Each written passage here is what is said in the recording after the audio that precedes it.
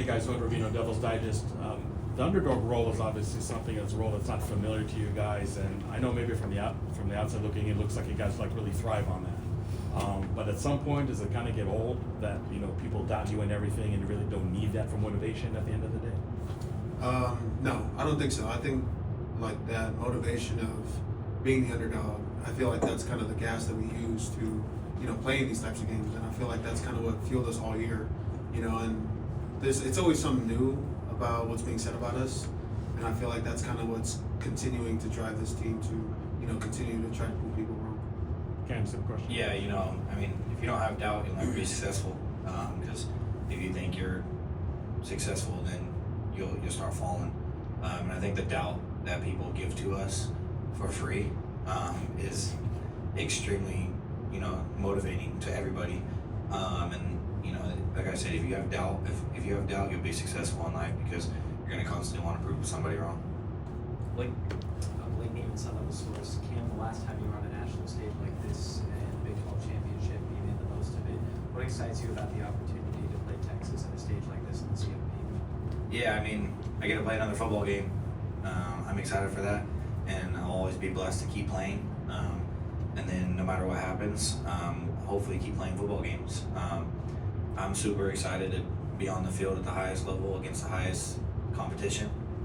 They're going to be a team that we're going to have to fight against the whole game. And, it's something I got to put on my shoulders and understand that, I got a lot of work to do. So, practice has been good and we're ready to go. Robbie. Hey guys, Robbie Baker with Fox 10. For both of you, you had the extra time with the bye week, now getting ready to head to Atlanta tomorrow. Does it start to feel any different, any more real or anything like that? I think it, like for us, we treat it as a normal game week, and I feel like that's kind of how we don't treat any game any bigger or any smaller than it already is. I mean, we're one of the last 8 teams in college football for college football playoff, but at the same time, like we do what wins, and we treat it the same way we would any other week. So although we leave tomorrow on a Sunday, to us it's really like another Wednesday practice. So we kind of keep that same process and that same routine that's gotten us to this point. Yeah, exactly. Dillingham preaches every day. Play the game. Don't play the moment. You're not playing the Beach Bowl, Chick-fil-A. You're not playing against Chick-fil-A. You're playing against Texas. You're playing a football game against 11 people in front of you. You're not playing anything else. You're not playing against the fans. You're not playing against the other coaches. You're playing against the team in front of you. So I think we've been focused each week. I think that's been something we've been falling on, is making sure that we're not playing the moment and we're playing the game. Doug, Chris, and then Blake. Hi guys, Doug Haller with The Athletic. Kenny has preached for the last since he's gotten here, that you guys are going to work hard, but you're also going to have fun. How much has that ability to kind of keep things loose, keep things light during this run, which have had some stressful moments, how much do you think that has helped you guys get to where you are? Yeah, I think that falls on us 100%. Coach Dillingham can make it the hardest practice in the world or the lightest practice in the world, but at the end of the day, we have to take it serious. We could do 7 walkthroughs all week, but if we don't take them serious, it's going to be a joke. We can also take them very serious, and it could be a completely different turnaround. So I think the preparation that players have to have for the mindset of going into a game like this takes a huge role in it, because no matter what we're doing or how we're practicing, everyone has to be locked in, and I think that's a big thing that we have to continue to keep going. Yeah, I think that the success of this team is because of the leaders of the program. I think the leaders of the program kind of helped us uphold the pillars of the program. We preach about make good decisions, be a good person, that we're fun, working hard, and our country. And we have those pillars instilled in our program, and I feel like a lot of the players have bought into that, and I feel like that's why we're so successful, where we hold each other accountable, and a lot of people, new transfers that come in, they understand really quickly like what the culture is around this team, and I feel like that's kind of what's separating us at this point. Chris, Blake, and Jake. Chris Carmen, Sun Level Source. You guys had a little more time off, so do you guys feel like better physically now? And then how does that help prepare? Like, do you have more into your game plan? Do you think that games like this you might have more trick plays without revealing anything. But what is different about this game due to having the time off and your health and everything? I think for us, for especially the O-line, from the O-line perspective, like a lot of us are kind of a little banged up right after the championship game, so we were able to take advantage of, taking that week off and getting our bodies back. So it definitely helped us. A lot of people think that having the bye week, you kind of lose your game shape, if that makes sense, like having your game shape and stuff like that. But I feel like with the week, like last week, we were able to take advantage of practicing Monday, Wednesday, Friday, and having really tough practices to get us back in shape. So we were able to utilize that week to really get our bodies back, but at the same time, ramp it back up the next week and get ready for the game. Can you repeat it Yeah, again? well, is there an advantage to having more time to be able to build more into your game plan or be more locked into what you guys are doing? Yeah, there's a huge advantage. We had 3 weeks off. You don't get that very often, and unless you're playing in the first game of the season, you got a whole full camp to prepare for the first team. But I think the biggest thing is we've been taking it one day at a time, and then we realized who we're playing, and then we started preparing. I don't think the coaches tried to do too much before we knew who we were playing, because that's when you get in your own head and you start thinking way out of the box.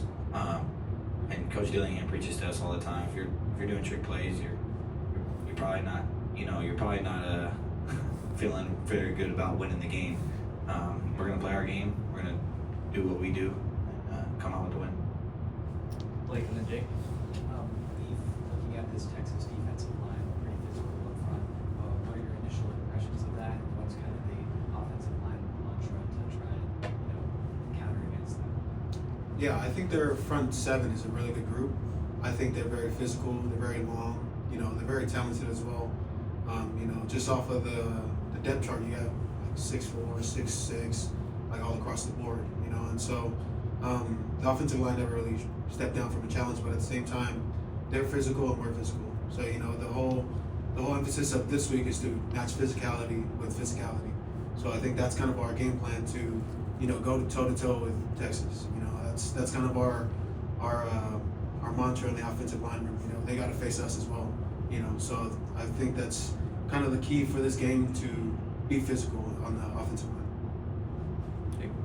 Jake Sloan knows that. I guess you guys, 3 of your last 4 games you've played have come against top 25 teams, the best defenses in the Big 12. What is playing teams like that towards the end of the season do for a game like this against a defense like Texas?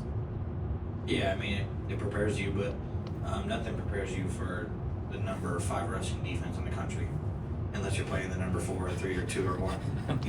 So like I said, we have to continue to make sure we are on top of our stuff, and that we're focused on what we're doing, because we can think about everybody else and how everybody else ran the ball on them, but we don't have those players. We have our players. So I think the biggest thing is focusing on what our O-line can do with our running back, our quarterback, and our receivers, and understanding that if we focus on playing our game, we'll be just fine. Like, And then for both of you, to piggyback off that, Cam, what do you feel that how the offensive line has grown this year has helped your game, and then Leif, like with what Cam and the running backs have been able to do, how has that helped you guys grow as a group? For him, I mean, he's an awesome back. Like he's very passionate and very emotional, and we kind of feed off of that, and that's kind of what the attitude that we play with as well.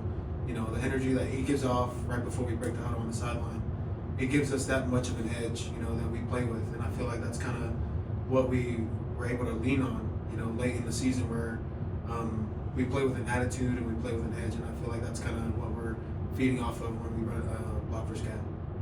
Yeah, and I think the biggest thing is, like he said, they feed off my energy.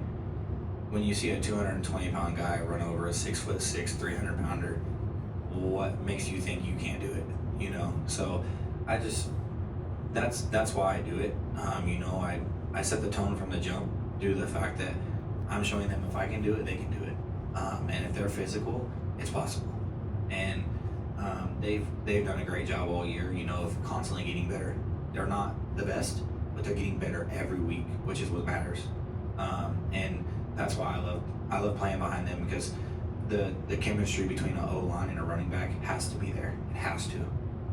And the last 4 months of the season, like the last 4 months of our lives, we've done nothing but connect and get better together. And the way they block and the way I run, they feel the way I run. They know where I'm going to be at. They know how fast it takes me to get through the hole. And then also me too, like I know when those two guys are going to come off that double block to the linebacker. And that's just something that naturally comes. You don't really talk about that. And that's the biggest thing that I think has been helping us, just knowing each other, and being able to play with him. A couple of the guys on the line last year, but the connection between us has been getting stronger, which is why both of us are successful. Leif, you kind of touched on it, but just Cam, for your perspective, what's kind of the internal messaging, motivation that the group as a team is talking about this week? Just another game, or is it something extra this week? It's always something extra in your own mind, but it's just another game. Like I said, we have to play our game. We have to constantly do what we do. We have to play the same game we played against Wyoming. We have to play the same game we played against BYU. We have to play the same game we played against Utah. Like, we have to play the same football we played all year. And if we do that, we'll be just fine. If we keep this, we either blow it out or we keep the game close. Why not? So if we can play our game and fight until the end, I think we'll be just okay. Curious of 12 News for both of you, just talking about that. This is an emotional team, a team with heart. You see it from your coach. How much does the passion from the fan base and kind of feeling that surge, I'm sure you guys have felt it in these past 3 weeks being off, how much does that play motivation as you guys head to Atlanta? It helps a lot. You like at our bank, we had the Peach Bowl team there as well. Some of the players and coaches that were there as well. So seeing them, supporting us, going to Atlanta, they've been in the same position we've been in, that we are right now. So it helps to see that those guys care. It helps to see that the alumni cares. It also helps to see that the community cares. For them to support us to where we are now, it helps a lot, and it's definitely we have a chip on our shoulder to play for those people that support us since day one. Yeah, exactly. Just having support. The more we win, the more support we're gonna have, and you start seeing people come out of the woodworks supporting ASU. I think the last time, a year ago from today, I went to Walmart and I didn't see one ASU shirt. Now I see a whole section and everybody in the store wearing it. So it's awesome, because people are proud to be ASU fans, and that's what we're here for. We don't want to, make people feel like they can't support something, and the fact that we've been succeeding is helping people, and I'm sure it's putting smiles on people's faces. Like I say all the time, it makes people happy to see the team they like and actually be able to cheer for them. All right. Awesome. Thank you guys.